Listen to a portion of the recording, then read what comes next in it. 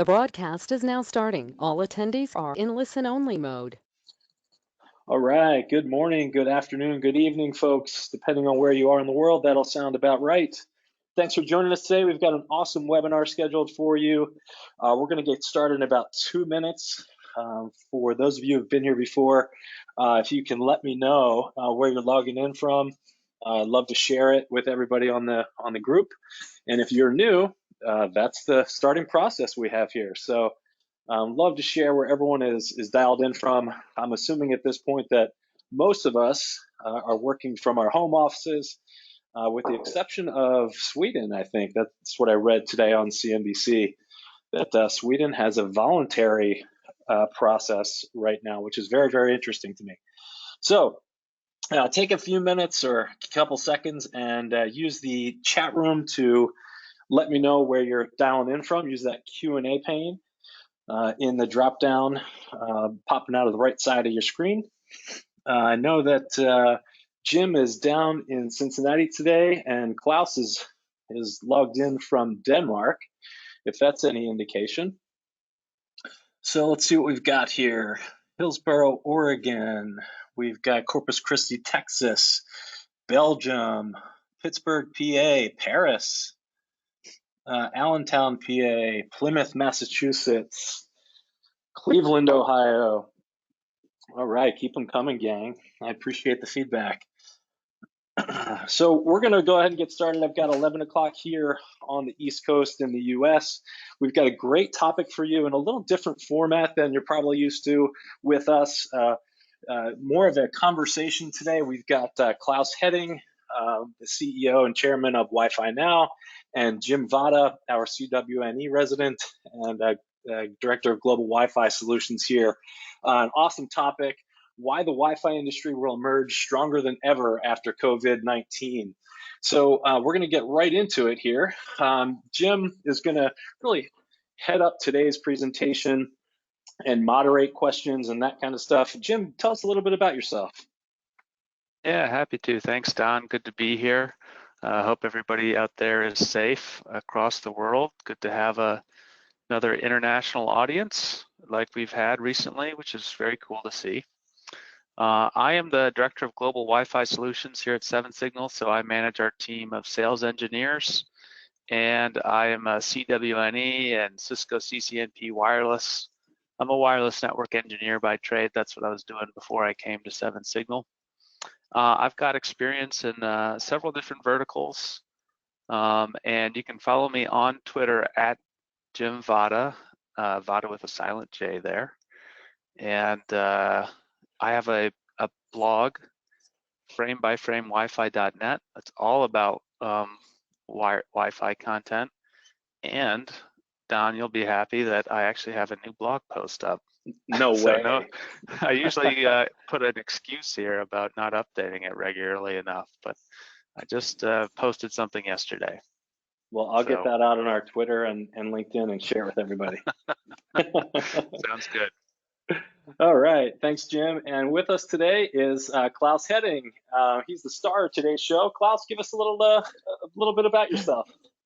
No pressure at all. Hey, Don and Jim. First of all, thanks a lot for inviting me. It's great to be on, and it's always great to do these things. I think I've done one show with you guys before, and it's great fun. And I love the questions, and you guys do a great job in preparing all of this and setting it up. So it's good to be here.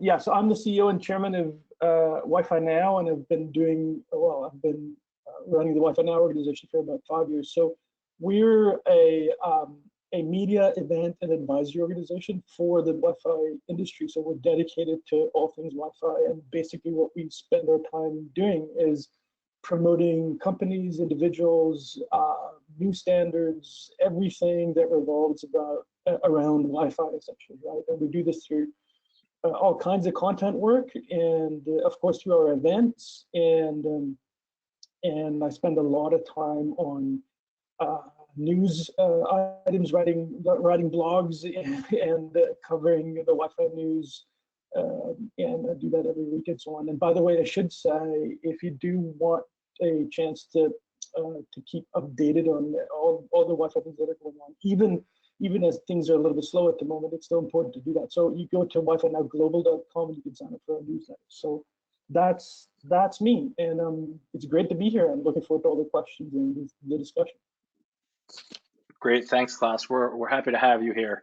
Some quick updates before we get going, and some general overview things about 7Signal for those of you who are new to us. So I talk about this every week, but we still remain committed to all of you, and we're going to continue to bring you these webinars on a weekly basis to keep this industry educated and informed as to everything that's going on. I'll give you some relevant topics to troubleshoot home Wi-Fi networks as we did 2 weeks back. So we'll keep coming up with new content for you through this crisis. We just released a new case study that I wanted you all to be aware of. For those of you who are not familiar with our site, I'm just going to walk you through it real quick. If you go to the 7signal.com site and click on Knowledge Base, you'll see that there is a section on this page for case studies. And I'm going to drop this link in here, but you can access our Florida Blue Cross Blue Shield case study from there. So I'll drop that in today's chat. But that's where you can get not only our case studies, but any product literature, access to past webinars and upcoming webinars, that kind of stuff. So just wanted to take a minute to show you that. We won't get into any product tours today. If you'd like one, go to go.7signal.com/tour, and you can get access to that tour. We do that every Friday continuously. So it makes it easy for you to schedule. We're going to share a copy of today's recording. No problems there. And we've got 2 offers for you. If you weren't on last week's webinar, we do have a special offer, a Mobileye offer, 50 Mobileye device licenses for 50 days for our prospects or prospective customers. You can go to go.7signal.com/50 for 50 to access that. And for our customers, you should have all received an email. If you have not, you can go to go.7signal.com/1000 for 60. So a different offer for our customers, 1,000 devices for 60 days to help you troubleshoot home Wi-Fi networks. So please take advantage of that offer. It's a great way for you to get visibility into those home Wi-Fi networks. Just a little bit about 7Signal before we get going here. I'll keep this brief because we've got some great content for you today. 7Signal started in 2007 in Finland, moved to the US about 3 years later. We've been crunching a lot of numbers. We're crunching over 1 billion data points on a daily basis. So we monitor over 5 million devices on a daily basis, and we're on a lot of networks with our sensors, over 200 customers around the world and 30 partners. Plus, we are GDPR compliant, so we stay relevant not only with our technology stack, but also privacy regulations. They're very, very important to us. We have 13 patents, so what you see from 7Signal on the product side, you only see from 7Signal. In a nutshell, we're here to enable the wireless world, and we help our customers find and fix Wi-Fi issues. And since 2007, we've created a completely outside-in enterprise framework that's AP and device agnostic, completely modular, and replete with reporting, analytics, and reports as you would expect. And what we're looking for are the top 7 Wi-Fi problems: congestion, coverage, co-channel interference, network services, roaming, adapters and drivers, and wireless LAN configuration. So while Wi-Fi issues bubble up as, hey, the Wi-Fi sucks, or I can't connect, or the Wi-Fi is slow, it comes up to one of these 7 problems that we're looking for. And how we find those is we're running active and passive tests with our software and our hardware on your network and on those devices for things like throughput, packet loss, latency and jitter, a MOS score, looking at those adapters and drivers, looking at the spectrum for interference. Really, really cool stuff that you'll only find from 7Signal. So I mentioned the outside-in framework. It's important to know the difference between outside-in, which is 7Signal, and legacy. So for those of you who aren't customers, you're relying on your device manufacturers for that information. And again, we're completely AP and device agnostic, and they give you some really good information. You can get top talkers and different diagnostics, but they're not giving you visibility into the end user experience. And that's where 7Signal comes in. We're able to get to that root cause problem.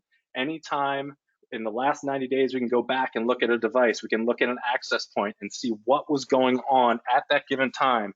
So there's no more excuses and there's no more chasing ghosts. So really, really cool stuff. And we've got 2 products that do that. Mobileye on the left, that's our completely software-based app or agent that lives on the device itself. So any Windows, Mac, Android device, soon to be Linux, and completely software-based. And those are the problems that it finds: adapters and drivers, roaming issues, adjacent and co-channel interference, coverage, and congestion. And then, of course, on the right-hand side, our bread and butter product that we launched back in 2007 and continue to update. We had a great release just 2 weeks ago for a new interface for Sapphire Eye. So that is our client or sensor that lives up in the rafters with the access points. It's hardware-enabled software, software-enabled hardware that has a full spectrum analyzer, and it looks at problems that are different from Mobileye, network services, wireless LAN configuration, interference, so more network-related problems. So with that, I'm going to talk a little bit about today's webinar, and everything that we're going to discuss today is all part of a blog posting that Klaus posted just a few weeks ago, and I pinged him and said, hey, I would love for you to talk about this with our audience. And I passed it over to Jim, and Jim, what were your thoughts? Maybe we can start there and hand it over to Klaus. Well, yeah, thanks, Don. Yeah, I was really interested in the content here too, because as a whole, generally all our economic indicators are trending downward at the moment, and there's a lot of uncertainty and concern about the future, and so it was a really interesting kind of counterpoint to that about how actually, the Wi-Fi industry itself could see some boost and long-term benefit from some of the current trends. Yeah, thanks for picking up on that, by the way, to both of you. And as I said, it's really good to be here. I think the reason why I originally wrote this blog or decided to write this blog was because there's, as you just said, there's so much doom and gloom and out there, and I try really not to watch the news anymore. It's just too depressing, and I'm sure it is, on many levels for many people. As a business person, it's enormously threatening and tremendously scary, right? For lots of companies. And I wanted to show a little bit of leadership, I guess, and I am also, generally speaking, a very optimistic person. So I thought I would share that with people and try to highlight, the good things and why I think that we're going to turn this around really, really quickly once, society and business and everything reopens all over the world, which I'm still very optimistic. I think that's going to happen fairly quickly. So I wanted to write something about that and pick up on all the the good stories that are hidden a little bit at this time, but some of the good things that are going on, especially relate to what's happening in the home. There's tremendous growth opportunity there, and well, maybe let's just start by talking, a little bit about that. I mean, of course, when people work from home, then the first thing they'll probably realize is that their Wi-Fi is not as good as it should be for whatever it is that they want to do from there, which they normally do from their office, right? And I mean, there's no rocket science behind this. You can imagine what happens is one of the first things that probably happens in a lot of cases is that people go down to Best Buy and get themselves a Google Nest Wi-Fi or a TP-Link or something else, a mesh system that can hopefully fix whatever problems they have at home. And I don't have any numbers for this, but I would imagine that the sales are looking really, really good for those types of consumer retail mesh products, and so that piece of the Wi-Fi world is probably growing very nicely. Thank you. I can imagine, right?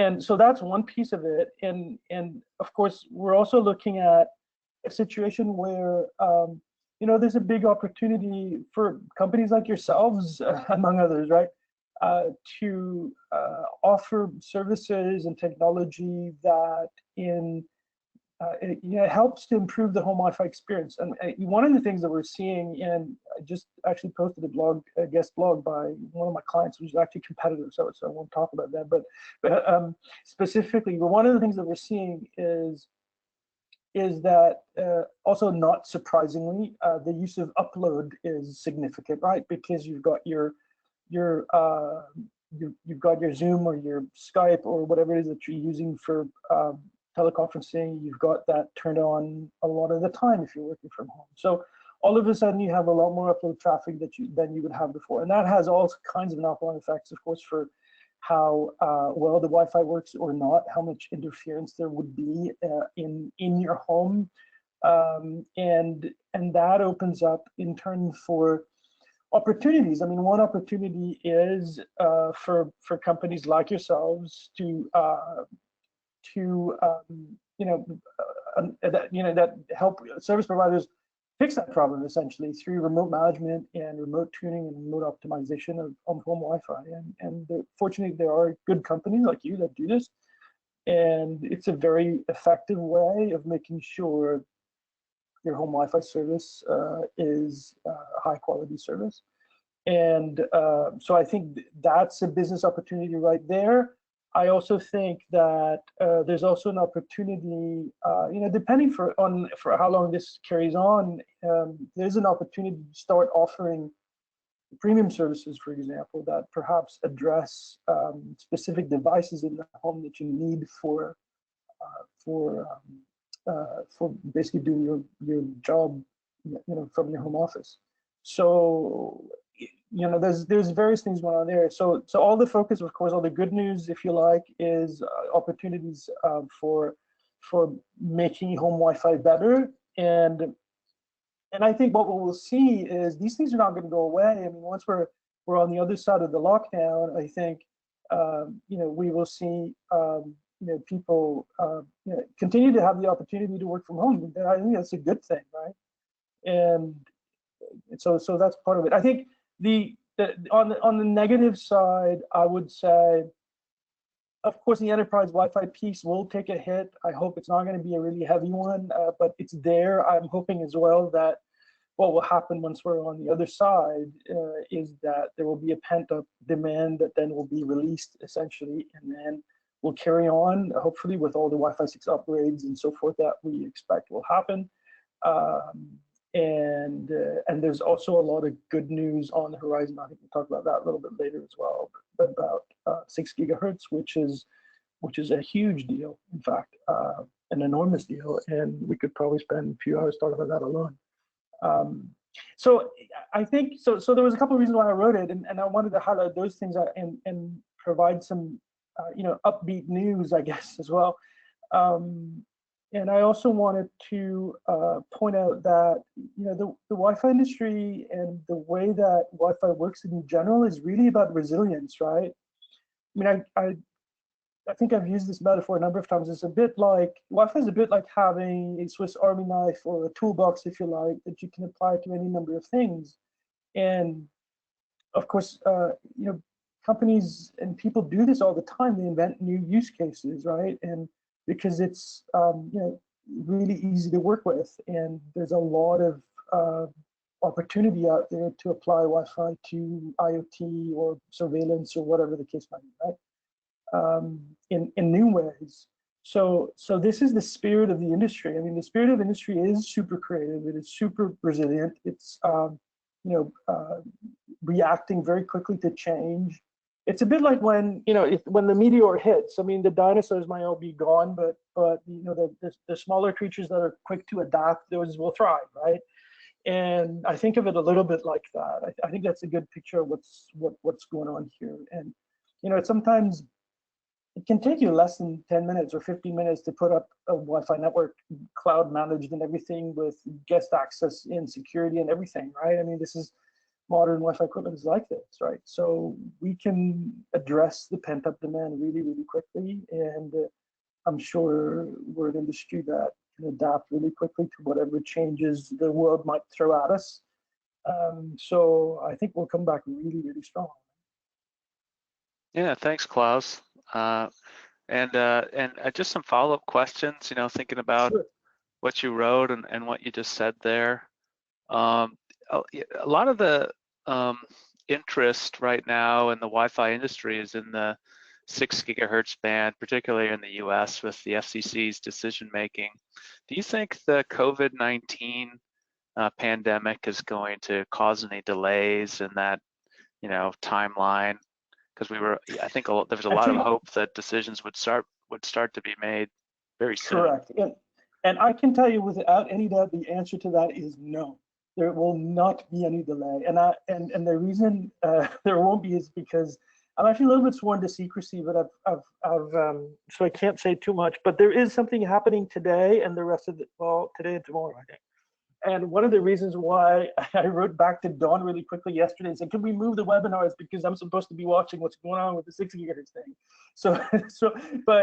But of course, I didn't want to stand you guys up and it's fine and everything will be fine. But I'm watching very carefully what's going on right now because I think it's imminent that there will be some statements and so on the whole 6 gigahertz. So the answer is no, and I recommend that everybody follow this very carefully and get the champagne bottles ready because there's really good news. And I probably already said too much, but there's some good news on the horizon. It's very close. And by the way, as I said before, go to wifinowglobal.com because I'm going to be posting the news there as soon as I know about it, which is going to be, I think, within the next few hours. At least I hope. Yeah, that's it. That's the page.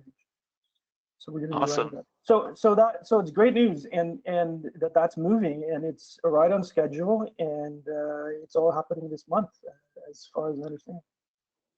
That's awesome. Really exciting. I'm definitely gonna stay connected on to that.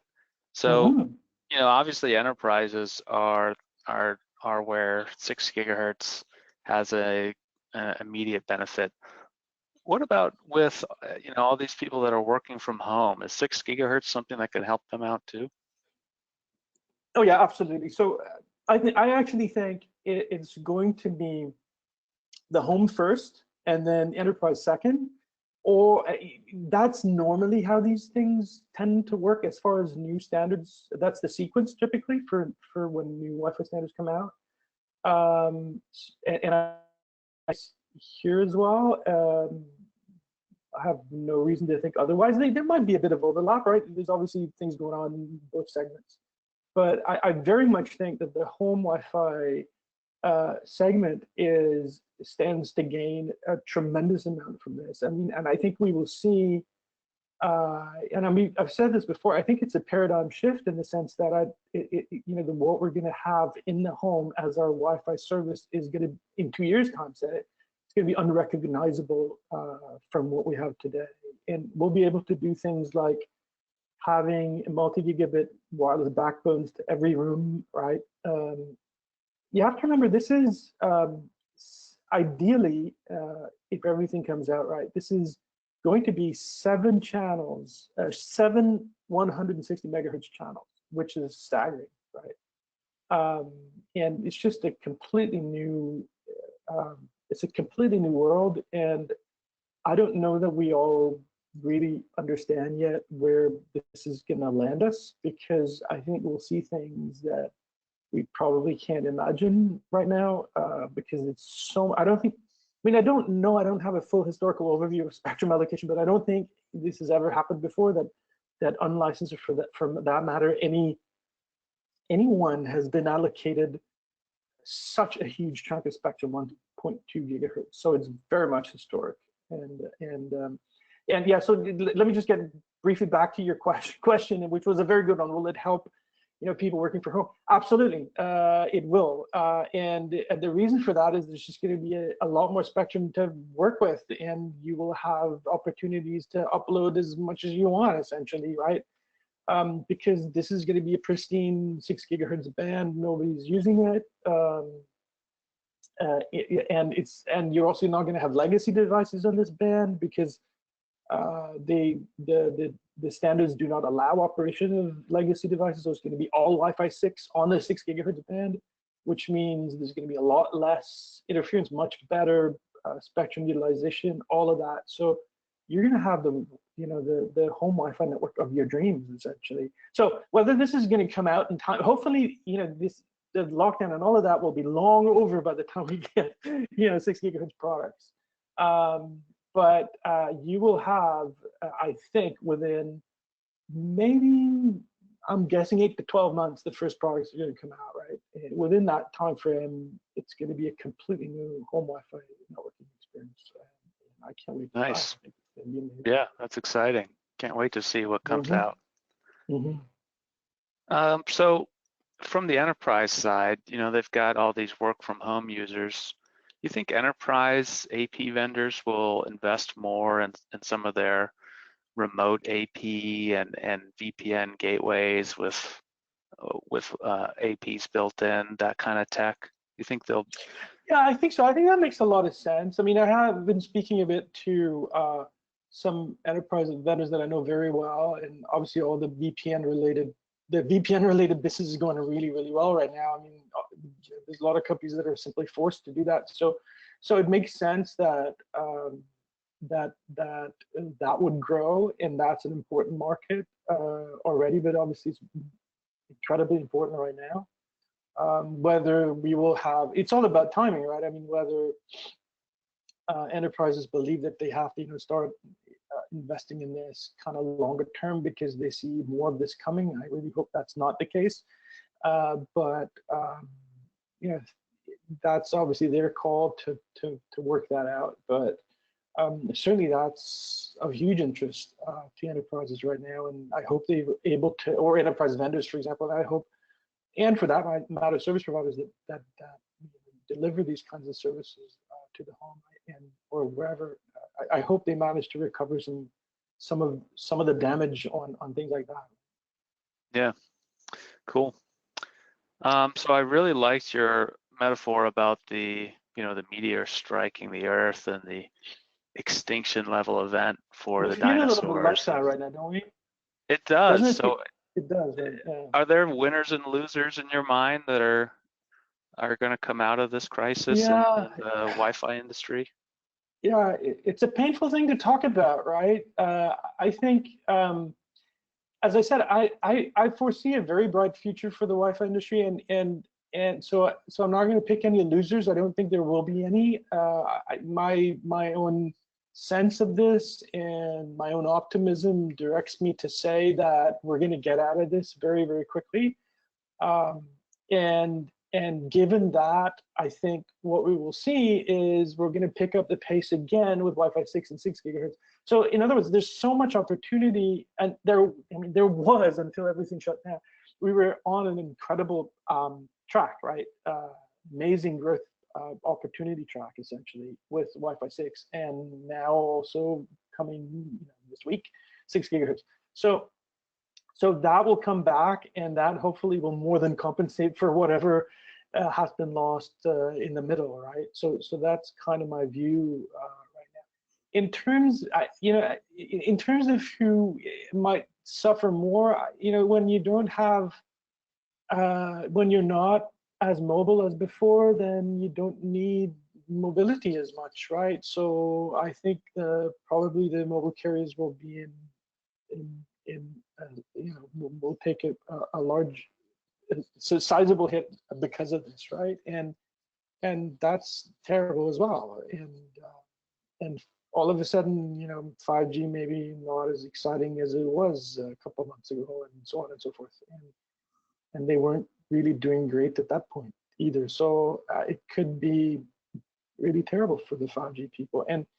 And I've been very critical of 5G, but we also have to remember that because of the size of the mobile industry, I have no wish for for anyone not to be successful. The issue with 5G is that if they do take a hit, because there's so much money invested in it, they will drag a lot of tech down with them. And I really sincerely hope that doesn't happen, right? Yeah.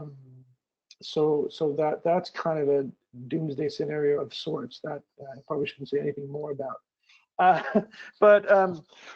And anyway, it's all speculation. I mean, but I think the trends are fairly clear. I think obviously home networking is the number one, and there's a lot of good things going on. I think enterprise will come back with Wi-Fi 6 and 6 gigahertz. And I think there's tremendous opportunity, also for things like industrial IoT with Wi-Fi 6 and 6 gigahertz. You have to remember again this, for industry, they will be very happy that this is a pristine band. There's no interference on that band from legacy Wi-Fi devices. There's no N or even AC on that band. It's all going to be Wi-Fi 6, and that really is going to be a huge advantage for industries that want a high grade of service, right? So IoT with the 6 gigahertz is, I think, is going to be a huge deal. Right? Yeah, I agree.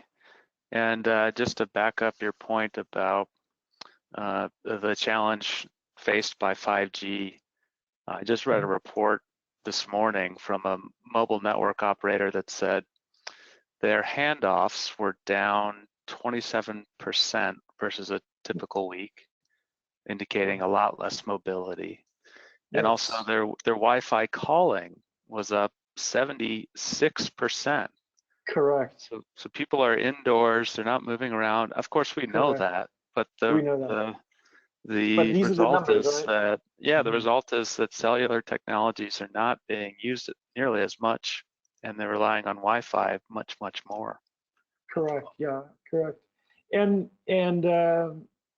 yeah. So it's a terrible state of affairs, actually, in many ways. I mean, the good news is that the Wi-Fi networks are resilient as well, and the home Wi-Fi networks are, by and large, I think, doing pretty well. I mean, there are problems, that when usage goes up and interference goes up and all of that, but they're now the lifeline to our workplace, right? And this is what we need all the time. And I don't think we've ever been in such a situation. We can only be really, really grateful that whomever designed these and then put the technology in place, and the IEEE and the Wi-Fi Alliance and all of these folks, that they did a great job, because this is now how we work, and it's working for the most part, right? So it's good. Yeah, absolutely. Yeah, and kind of on that same idea, are there things that that consumer AP and wireless router manufacturers can do to make their products more work from home friendly? That's a really good. That is a really good question, and yeah, I mean, it's really all about, I think, making sure that the quality is in place, right, for these things.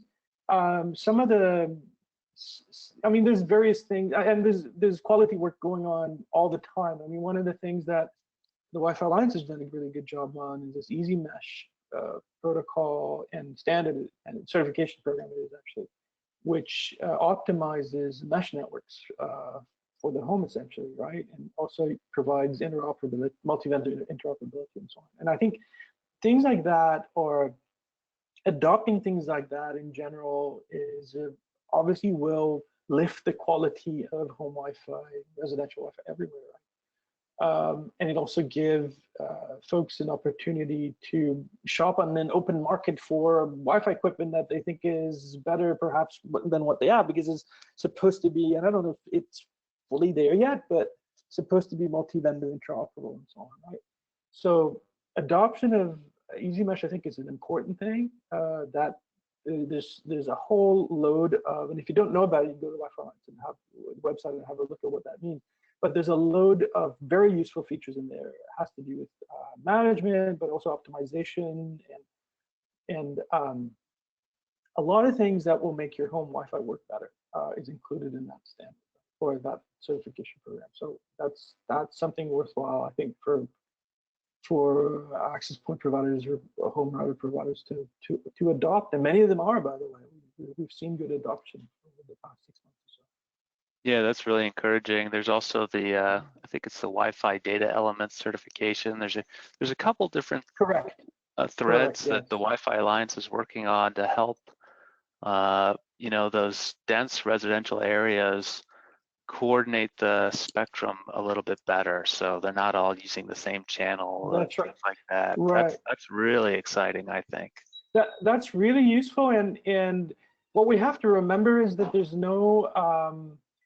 not really any there really isn't any industry standard as such for how to manage a home Wi-Fi network. I mean, this is done by excellent vendors and with hardware. Some of them, others they only do the software piece and so on. There's all kinds of sometimes middleware involved, where for you to actually, for the whomever's managing it to actually get access to the signals in the home and so on, and the devices and so on, to be able to manage them.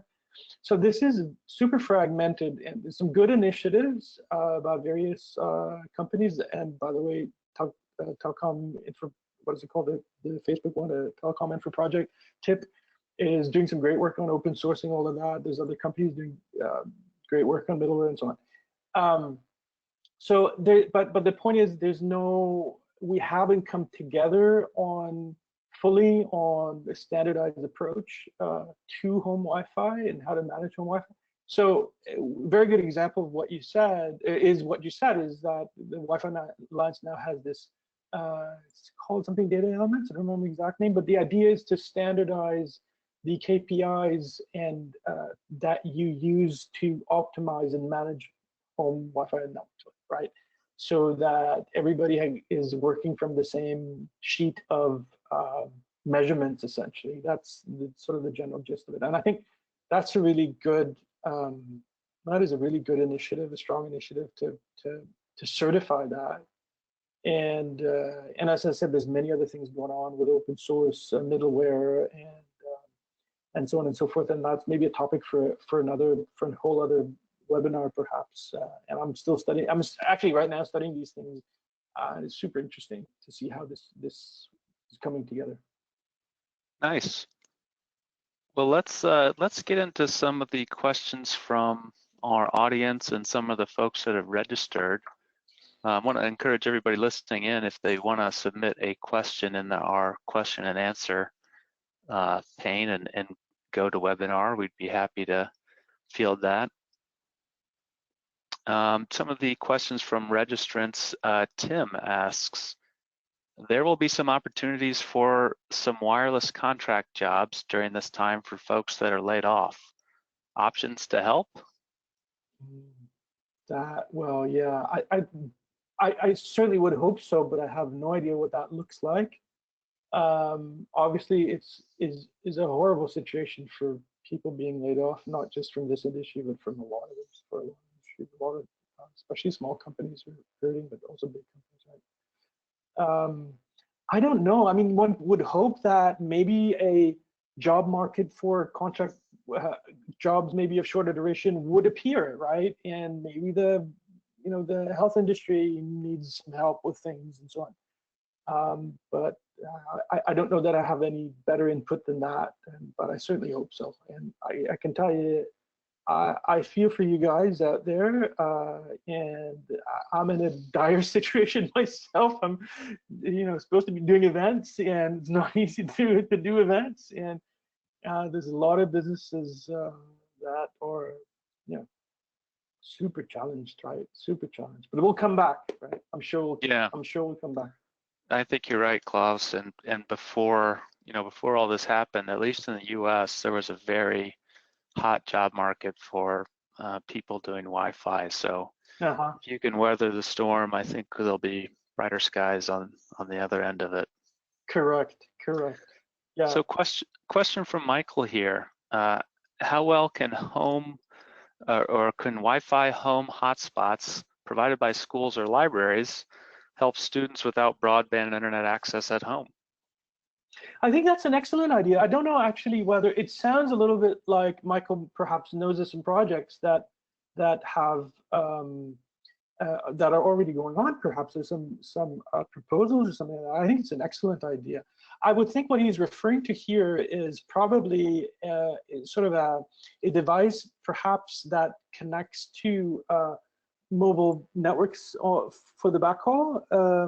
This is what I'm guessing he's referring to, because obviously you need, even if you give or you allow a library to provide, what a library does for whatever reason, provide these devices to folks that, or kids or whomever, that don't have access to broadband, then you'd need something to hook them up to. But for example, if it is the case that they use mobile broadband as backhaul, then that's a great opportunity, because there's still a lot of mobile coverage and maybe mobile's not being used so much. So right now, so I think that's a wonderful idea, and so the answer is absolutely yes. But obviously for these things, the devil is always in the detail, and how many of these things exist and what do they cost and all of that. But absolutely, yes, I think it's a great idea. Yeah, I do too. I know out in here in the U.S., we have a lot of rural areas where fast broadband at home isn't available. So Wi-Fi hotspots, particularly where LTE is available for backhaul, can help Correct. alleviate that. Correct. And sometimes people forget that, and I even forget that when I go to the U.S. because I tend to sort of go to the Bay Area and places like that, and I don't have much exposure to what it's like in rural areas in the U.S. And there are a lot of rural areas in the U.S. right? And we forget there's a lot of people that don't have much connectivity. So I think it's a great idea to do this for such a project. Absolutely. So Max asks, are there first market reports that COVID-19 increased demand for more bandwidth of residential broadband connectivity? Yes, there are, and there definitely are. And we've posted a couple of stories on wifiNetGlobal.com where you can have a look at some data in there. We posted one this week, also I think was it last week or the week before, with some indicative data. I don't think the folks that we work with there provided hard figures, but as I said earlier on, there's a big surge in upload traffic, which for the most part has not been considered when these networks were designed originally, because nobody really had this as something that was likely to happen, right? So so that's an issue. But absolutely, there has been and there will be, I'm sure still more data coming out on what the impact is, and it's dramatic, right? It is. I think the latest number I heard was an increase in 80% on upload data. Wow. Yeah, so it's a lot, right? And it's an issue, and it needs to be managed, basically, right? It's not automatic that everything is going to work beautifully when you try to push that much data through your home Wi-Fi network, right? So that's where we are. So Cheryl asks, is this all going to push 6 gig along faster? So we kind of already covered that a little bit, talking about it's a good question. Band. Well, it's going to give us more reason, I guess, to push 6 gig through faster. I mean, I think it gives us an incentive to get going on that, and we can already see, as I just said, from the surge in home traffic, that we're definitely going to need this relatively soon. So I think the answer is yes. I think it adds impetus to the 6 gig. But I would like to say, however, that the 6 gig Wi-Fi story and all parts of the story, including making chipsets available, regulation, and essentially getting the ecosystem ready for this, that has been proceeding very, very nicely and very quickly, in my view, already. Will we get a little bit of an extra push? Yeah, maybe we will get that, and that's great.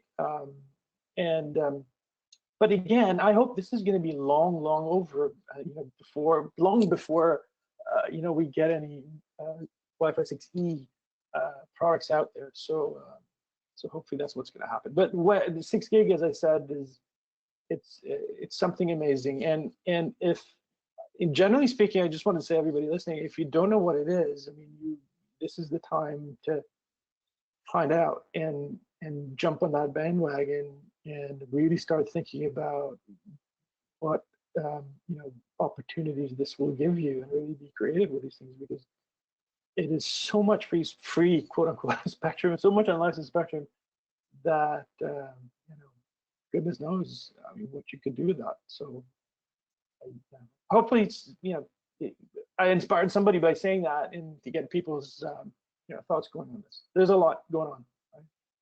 Yeah.